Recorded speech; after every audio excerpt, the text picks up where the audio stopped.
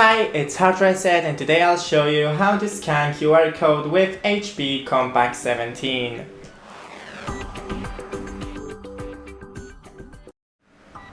So first open the browser and type in QR scanner online and open, maybe not this one, yes this one, because the other one couldn't scan from the camera. Now click scan QR code, allow, put in here the QR code, and here are the link to open what you've scanned. Thanks for watching, don't forget to leave a like and see you in the next one.